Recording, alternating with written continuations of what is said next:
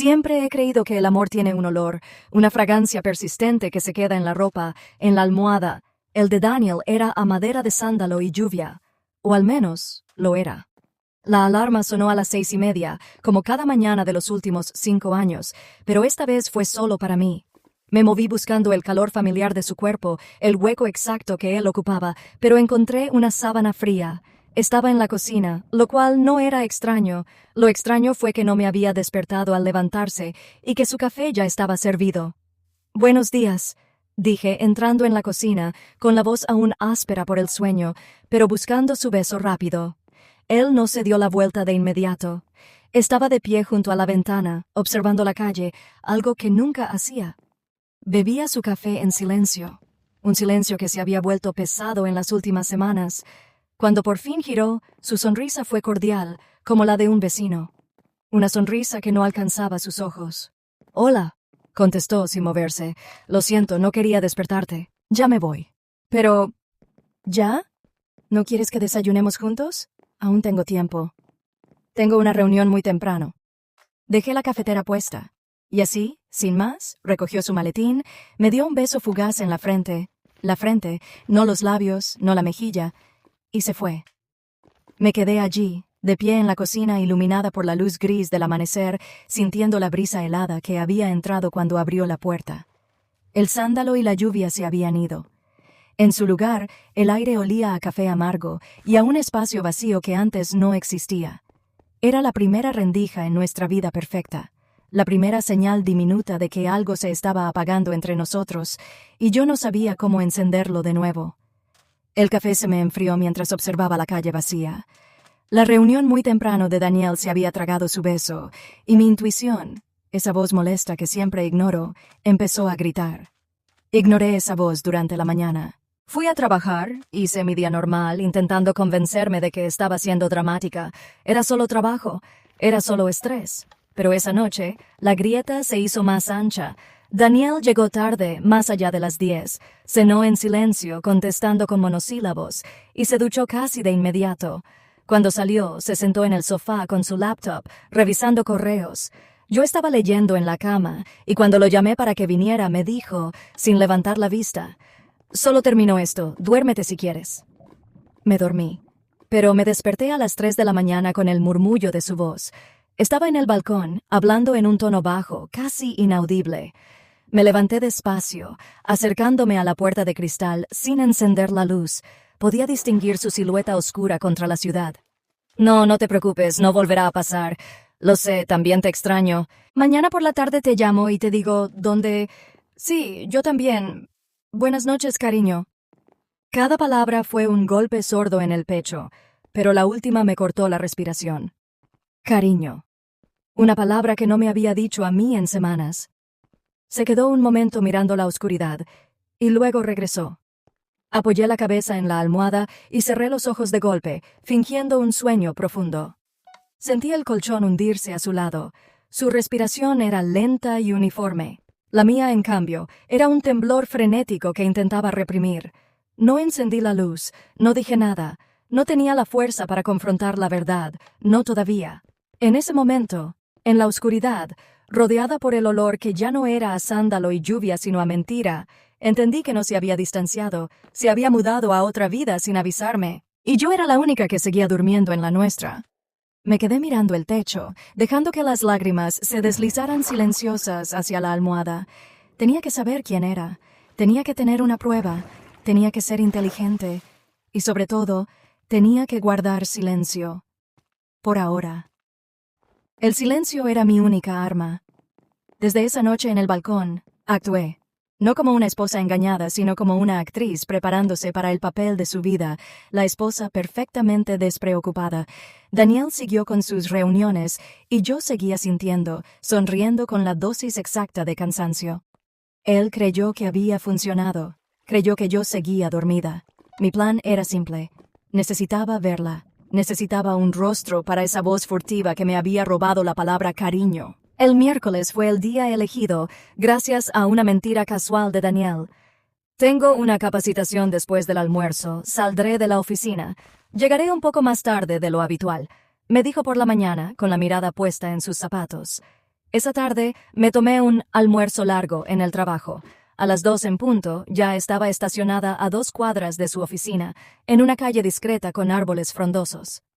Esperé, sintiendo que el corazón me latía contra las costillas como un pájaro atrapado. A las 2:45 lo vi. Salió del edificio con el mismo maletín, la misma chaqueta, pero con una expresión diferente. No era la cara de un hombre de negocios estresado, era la de un adolescente aliviado. Caminó a paso rápido hacia una cafetería en la esquina, un lugar con mesas en la terraza que yo conocía bien. Esperé unos minutos más, temiendo mi siguiente movimiento. Tomé mi teléfono, no para confrontarlo, sino para registrar el momento. Las fotos eran mi escudo y mi evidencia. Bajé del coche, me puse unas gafas de sol que escondían la mitad de mi cara y caminé por la acera de enfrente, fingiendo revisar un mensaje. Y entonces la vi. Ya estaba sentada en una mesa exterior, sola. Era más joven que yo, mucho más joven, con el pelo oscuro y rizado, una sonrisa abierta y una risa fácil que hizo que Daniel se inclinara hacia ella tan pronto como se sentó. No tuve que acercarme más. Desde mi posición, y gracias al zoom de mi cámara, vi el momento exacto en que sus manos se encontraron sobre la mesa, entrelazándose. Vi su mano acariciarle la muñeca con una familiaridad que me revolvió el estómago, y luego, el momento que Daniel se había esforzado en no darme en meses, la besó. Un beso largo y relajado, a plena luz del día, sin la prisa de quien teme ser descubierto. Hice 3 fotos rápidas, cada clic del obturador sintiéndose como un disparo en mi propia historia. El zoom capturó la forma en que ella le sonreía, como sus ojos brillaban al mirarlo. Regresé a mi coche, me quité las gafas y encendí el motor. Las lágrimas, calientes y furiosas, me empañaron la vista, pero no eran lágrimas de dolor, eran de una claridad gélida. La verdad estaba ahí, en la galería de mi teléfono, inmortalizada en 3 imágenes de alta resolución. Lo había visto con mis propios ojos, pero él no me había visto a mí. Él seguía en su reunión, y yo ya tenía el informe completo. El siguiente paso no era el grito, ni el reproche. Era el plan. Y yo ya estaba pensando en él, mientras conducía de vuelta, con el teléfono caliente en el asiento del copiloto. Pasé la siguiente semana en un estado de calma sobrenatural. Daniel siguió con sus capacitaciones, y yo con mis sonrisas. Yo era la dueña de la información, y él el personaje desprevenido en mi juego de ajedrez. Durante esos 7 días, hice movimientos. Consulté a un abogado, congelé cuentas conjuntas, y organicé mi propia mudanza silenciosa. El viernes siguiente, a las 7 de la tarde, mi plan se puso en marcha. Le había dicho a Daniel que tenía una cena de trabajo con mis amigas y que no me esperara. Él, aliviado, contestó que él también llegaría tarde por una última reunión crucial. A las 7:30 p.m. estaba estacionada en el mismo café de la semana anterior. No en mi coche, sino en un Uber que dejé en la esquina. Yo no iba a hacer un escándalo público. Iba a hacer una presentación. La vi a ella.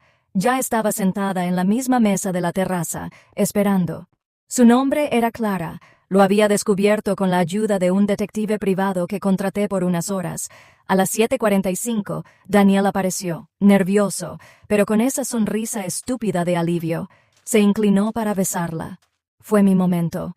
Caminé directamente hacia ellos. Llevaba el vestido que Daniel siempre decía que me quedaba bien y mi cabello perfectamente arreglado. No había lágrimas en mis ojos, solo una frialdad de acero. Daniel me vio primero. Su rostro se vació por completo. Era la encarnación del terror, del cazador atrapado. «¿Amelia? ¿Qué haces aquí?», tartamudeó, intentando levantarse. No le contesté. Me dirigí a Clara. «Buenas noches. Perdona que irrumpa en su cita, Clara», dije, usando su nombre y disfrutando de su asombro. «Soy Amelia, la esposa de Daniel». Clara se quedó inmóvil. Miró a Daniel, quien parecía querer evaporarse. «Daniel, ¿quién es ella?», preguntó Clara, con una voz mucho menos segura que la que usaba al reír. Daniel no pudo articular ni una sílaba. Se quedó con la boca abierta. Saqué mi teléfono del bolso y lo puse sobre la mesa, deslizándolo hacia Clara. Ella miró las 3 fotos. su rostro sonriente, sus manos entrelazadas, el beso a plena luz del día. No te preocupes. Tuve que tomar fotos solo para estar segura. Daniel te dijo que yo estaba durmiendo, ¿verdad? Mi voz era monótona, casi aburrida. Él también me dijo que tenía una reunión crucial. Clara devolvió el teléfono a Daniel con un gesto de repugnancia. Se levantó tan rápido que la silla raspó el cemento. ¿Estás casado, Daniel? ¿Todo este tiempo? Su voz temblaba de furia, no de dolor. Era la rabia de sentirse utilizada, y era gloriosa. Daniel balbuceó, extendiendo una mano hacia ella. Clara, por favor, ¿puedo explicarlo? No, no puedes. Eres un mentiroso y un cobarde. Clara me miró a mí, y por un segundo vi una disculpa genuina en sus ojos. Lamento haber sido parte de esto, Amelia. Y sin mirar atrás, Clara tomó su bolso y se fue, dejando a Daniel solo, sentado en la mesa de la terraza. Lo había dejado. Me incliné hacia él. Bueno, parece que tu reunión crucial acaba de terminar, Daniel. Dejé mi propia evidencia sobre la mesa. Un sobre. No era la demanda de divorcio, era una copia del contrato de alquiler del apartamento que había firmado esa semana. Ya recogí mis cosas esta tarde. Dejé tu ropa limpia en la cama. El abogado te llamará el lunes. No esperé su respuesta. Me di la vuelta y caminé hacia mi Uber. Había entrado a la cafetería con una vida y salía con otra. Me fui con la sensación de ligereza que solo da la verdad ejecutada a la perfección. El eco de la mentira. Y ese fue el final de nuestra vida. Pero no el final de Daniel. Durante los meses siguientes, Daniel se hundió en un patrón patético de súplicas y negociaciones. Primero, intentó el arrepentimiento furioso. Fui un idiota, Amelia. Un error estúpido de un hombre que se siente solo. Luego, las amenazas veladas. Piensa en nuestra vida. No quiero perderte. Finalmente, las migajas de atención.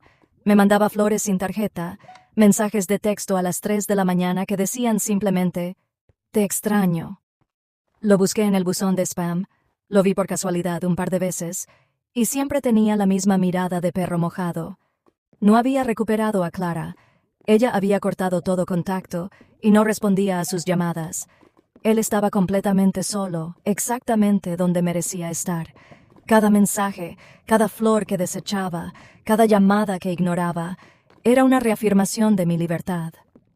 El sándalo y la lluvia se habían ido para siempre, reemplazados por el aroma de mi propio café tranquilo en mi nuevo apartamento, un café que ahora bebía yo sola, a mi propia hora. Daniel se había distanciado primero, pero yo fui la que se fue para siempre. Y la ironía final es que, al exponer su mentira, me liberé a mí misma de su sombra, dejando el eco de su arrepentimiento como un ruido de fondo que yo, por fin, podía silenciar a voluntad.